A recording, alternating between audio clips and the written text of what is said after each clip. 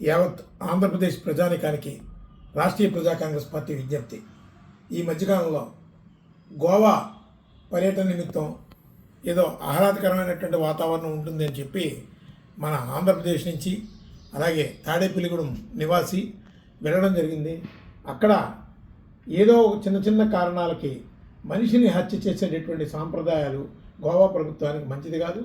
ఎందుకంటే గోవా సర్కార్ దీని మీద కనీసం సరైనటువంటి రీతిలో స్పందించలేదు. గోవా జీవనాధారమే పర్యాటక అభివృద్ధి, పర్యాటకంగా వచ్చేటటువంటి వాళ్ళకి భద్రత కల్పించాలి.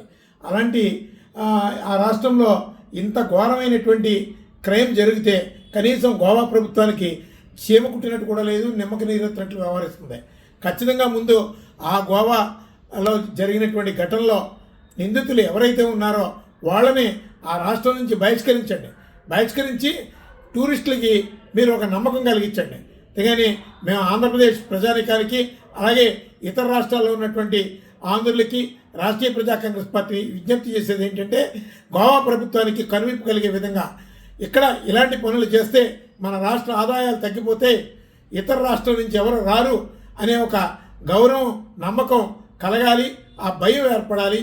అంటే ఖచ్చితంగా ఆంధ్రప్రదేశ్ నుంచి అలాగే ఇతర రాష్ట్రాల్లో ఉన్నటువంటి ఆంధ్రుల్ని గోవా వెళుతున్నటువంటి వాళ్ళందరూ కూడా ఖచ్చితంగా ఆ రాష్ట్రానికి అల్టిమేటం ప్రకటించండి. ఇక్కడ సరైనటువంటి భద్రత లేదు. ఎందుకంటే ఒక అల్టిమేటం ప్రకటిస్తే కనీసం మిగతా రాష్ట్రాల్లో ఏ రాష్ట్ర ప్రజానికానికైనా ఒక భద్రత ఉంటుంది. ఇప్పుడు టూరిస్టులు అంటే ఖచ్చితంగా ఆ ప్రాంతానికి ఎంతో ఆదాయ వనరులు కల్పించేటటువంటి పరిస్థితులు ఉంటాయి. మరి అలాంటిది ఈరోజు ఆంధ్రప్రదేశ్ ప్రభుత్వం కూడా దాని మీద సరైనటువంటి రీతిలో స్పందించడంలో పూర్తిగా విఫలమైంది. ఇక్కడ స్థానిక ప్రజాప్రతినిధులు కానీ రాష్ట్ర ప్రభుత్వం కానీ అసలు ఆంధ్రప్రదేశ్ నుంచి వచ్చినటువంటి టూరిస్ట్కి ఈరోజు ప్రాణరక్షణ లేదు.